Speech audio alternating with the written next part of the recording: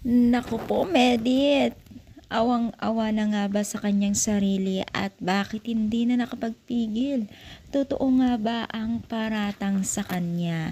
So yan ang ating pag-usapan for today's video at kung bago ka pa lang sa aking channel, please subscribe po, like and pakit na rin po natin guys ang notification bell upang ma-update po tayo tuwing ako pinag-upload patungkol sa Team Kalingap, and please support po natin ang buong Team Kalingap, lalong-lalo na po kila Kalingap Rab at Kuya Bal. So for today's video nga po ang ating pag-usapan ay muli ay patungkol nga po dito kay Merit na kung saan po ay talagang sumagot na rin po sa mga paratang sa kanya di umano. So totoo nga ba ito? So syempre wala tayong paraweba kung totoo ito, pero ang daming kumakalat, ang daming issue pagdating sa kanya na talagang di natin alam kung sino nagsasabi ng totoo dahil nga po sa mga bagay-bagay na dapat hindi na mailabas at dapat hindi na makialam ang bawat isa.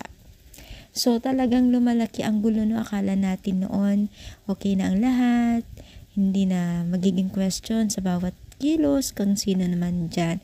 Pero ngayon guys, parang biglang nag-boom na naman po ang issue.